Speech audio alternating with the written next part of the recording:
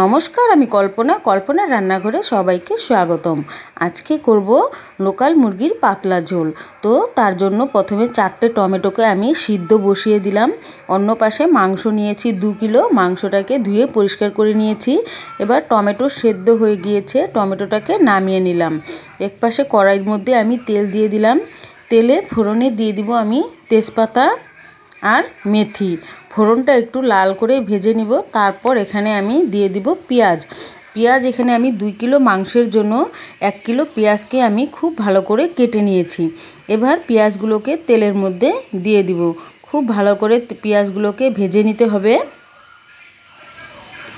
এইভাবে পেঁয়াজগুলো দিয়ে তারপর এখানে সামান্য পরিমাণ লবণ দিয়ে দিব, তাহলে কিন্তু পেঁয়াজটা অনেক তাড়াতাড়ি নরম হয়ে যাবে এবং গলে যাবে। তো এইভাবে নেড়ে চেড়ে তারপর পেঁয়াজগুলোকে ঢেকে দিব 2 মিনিটের জন্য।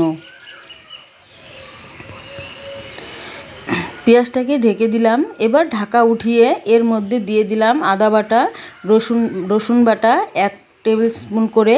এবার দিয়ে দিলাম ধনিয়ার গুঁড়ো, জিরের গুঁড়ো 1 টেবিল স্পুন করে আর হলুদের গুঁড়ো। তো এইভাবে দিয়ে খুব ভালো করে মশলাটাকে কষিয়ে নিব, যাতে এই মশলার কাঁচা গন্ধটা না থাকে। এইভাবে খুব ভালো করে কষিয়ে নেওয়ার পর তারপরে অন্য পাশে আমি মশলা তৈরি করছি। এখানে দেখো টমেটোটা যে সিদ্ধ করেছিলাম এর খোসা ছাড়িয়ে টমেটোর একটা পেস্ট তৈরি করে নিব। দিয়ে দিলাম টমেটো। আর এই রান্নাটা আমি কাঁচা লঙ্কা দিয়ে করেছি। কাঁচা লঙ্কার কিন্তু তরকারি অনেকটাই সুস্বাদু হয়, তার জন্য কাঁচা লঙ্কা পেস্ট করে নিব। মশলাটা এখানে ভাজা যখন হয়ে যাবে, দেখো তেলটা ছেড়ে দিয়েছে, মশলাটা কিন্তু কষানোটা হয়ে গেছে। এবার আমি টমেটোর পেস্টটা দিয়ে দিলাম। টমেটো পেস্টটা দিয়ে খুব ভালো করে মশলাটাকে আরও 10 মিনিট আমি গ্যাসের ফ্লেমটা কিন্তু মিডিয়াম করে কষিয়ে নিব। 10 মিনিট পরে কিন্তু মশলাটা অনেকটাই কষানো হয়ে যাবে। এইভাবে কষিয়ে তারপর মুরগির মাংসগুলো এর মধ্যে দিয়ে দিতে হবে। দেখো মশলাটা কিন্তু অনেকটাই কষানো হয়ে গিয়েছে। এবার মাংসগুলো দিয়ে দিচ্ছি।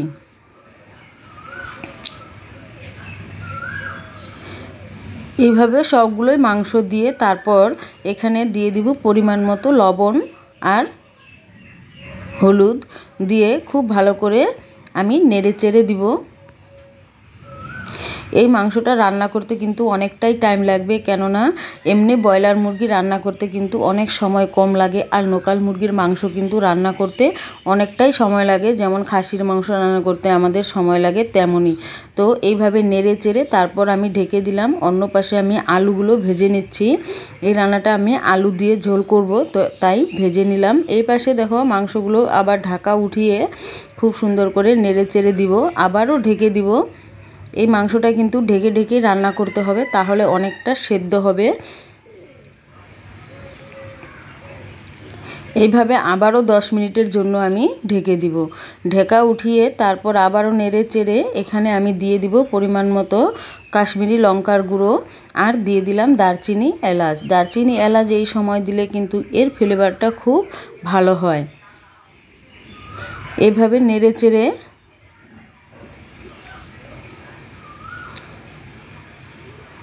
তারপর আমি আবারও ঢেকে দিয়েছিলাম। ঢাকাটা দেখাতে ভুলে গেছি। তো এইভাবে ভালো করে কষানোর পর এখানে আমি প্রেসার কুকারে সিটি দিয়ে নিব মাংসটাকে। দেখো প্রেসার কুকারের মধ্যে নিয়ে নিচ্ছি। যেহেতু এই মাংসটা অনেকটাই শক্ত হয়, তো প্রেসার কুকারে সিটি দিলে কিন্তু অনেকটা নরম হয়, খেতেও কিন্তু ভালো লাগে। তো এইভাবে প্রেসার কুকারে নিয়ে আলু দিয়ে খুব ভালো করে সিটি দিয়ে নিব। প্রেসার কুকারে আমি 4 সিটি দিয়েছি, তাহলে কিন্তু মাংসটা অনেকটাই নরম হবে। ঢাকা উঠিয়ে দেখো কালার এবং সুন্দর দুটোই কিন্তু হয়েছে, খুব সুন্দর হয়েছে এই রান্নাটা। তোমরা অবশ্যই একবার ট্রাই করে দেখো, খেতে কিন্তু ভীষণই সুস্বাদু হয়। আর নামানোর আগে দিয়ে দিলাম গরম মশলার গুঁড়ো আর 1/2 টেবিল স্পুনের মতো ঘি। নেড়ে চেড়ে নিলেই কিন্তু তৈরি হয়ে যাবে লোকাল মুরগির আলু দিয়ে পাতলা ঝোল। অবশ্যই ট্রাই করে দেখো। ধন্যবাদ।